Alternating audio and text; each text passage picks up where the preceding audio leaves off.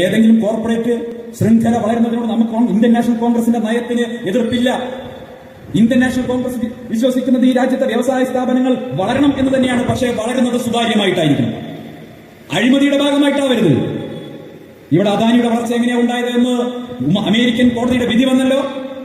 അദാനി ഈ രാജ്യത്തെ സംസ്ഥാന ഗവൺമെന്റുകൾക്ക് ആയിരക്കണക്കിന് കോടി രൂപ കൈക്കൂലി കൊടുത്തുകൊണ്ട് ഉയർന്ന വിലയിൽ തങ്ങൾ ഉത്പാദിപ്പിക്കുന്ന സൗരോർജ്ജം വിൽക്കാൻ വേണ്ടി കരാറുകൾ ഉണ്ടാക്കിയെന്ന തെളിവ് പുറത്തു വന്നപ്പോ ഇപ്പൊ ഇത് അദാനിക്കെതിരെ അമേരിക്കയിലെ കോടതി അറസ്റ്റ് വാറന്റ് പുറപ്പെടുവിച്ചിരിക്കുന്നു. ഇന്ത്യയിൽ ആരെങ്കിലും അദാനിയെ തൊടും? ഞാൻ ചോദിക്കട്ടെ, ഇവിടെ അദാനിയുമായി ബന്ധമുള്ളതാർക്കാം? കരൺ അദാനി വന്നപ്പോ, ഗൗതം അദാനിയുടെ മകൻ വന്നപ്പോ മുഖ്യമന്ത്രി ക്ലിഫ് ഹൗസിൽ കൊണ്ടുപോയി ഭക്ഷണം കൊടുത്തതാരാ? വിഴിഞ്ഞം പദ്ധതിയെക്കുറിച്ച് എന്താ പറഞ്ഞത്? 5000 കോടിയുടെ അഴിമതി നടന്നു എന്നല്ലേ ആക്ഷേപം ഉന്നയിച്ചിരുന്നത്? LDF അധികാരത്തിൽ വന്നാൽ വിഴിഞ്ഞം പദ്ധതിയിൽ നിന്ന് അദാനിയെ ചവിട്ടി പുറത്താക്കുമെന്ന് പ്രഖ്യാപിച്ച് അധികാരത്തിൽ വന്ന പിണറായി വിജയൻ വന്നിട്ട് ചെയ്തെന്താ? അദാനിയെ ക്ലിഫ് ഹൗസിനകത്തേക്ക് കൊണ്ടുപോയി മൃഷ്ടാന്നം ഭക്ഷണം കൊടുത്തു.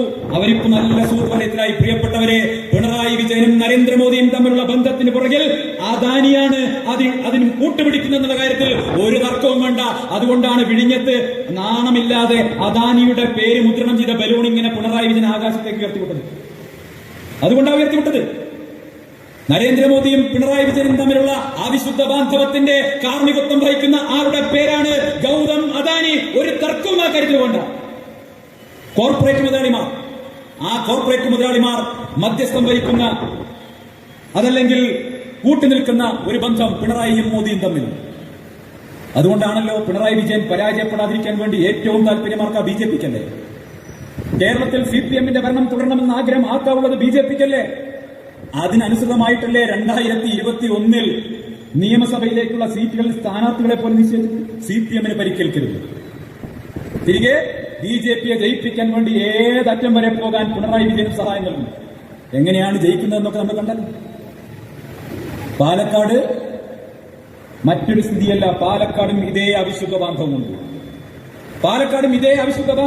ആ അവിശുദ്ധ ബാന്ധവമാണ് ഇപ്പൊ പാലക്കാട് നടന്നുള്ളത്. അതുകൊണ്ടാണ് ഞാൻ ചോദിക്കട്ടെ, ഈ പ്രചരണത്തിന്റെ വേളയിൽ എവിടെയെങ്കിലും, പാലക്കാട്ടെ നിയമസഭാ ഉപതെരഞ്ഞെടുപ്പിന്റെ പ്രചരണ വേളയിൽ എവിടെയെങ്കിലും മുഖ്യമന്ത്രി പിണറായി വിജയനോ CPM നേതാക്കളോ BJPയുടെ സ്ഥാനാർത്ഥിക്കെതിരെ, BJPക്കെതിരെ ഒരു വാക്കുമുണ്ടിയിട്ടുണ്ട്? മുഴുവൻ ആക്രമണവും രാഹുൽ മാങ്കൂട്ടത്തിനെതിരെയായിരുന്നില്ലേ?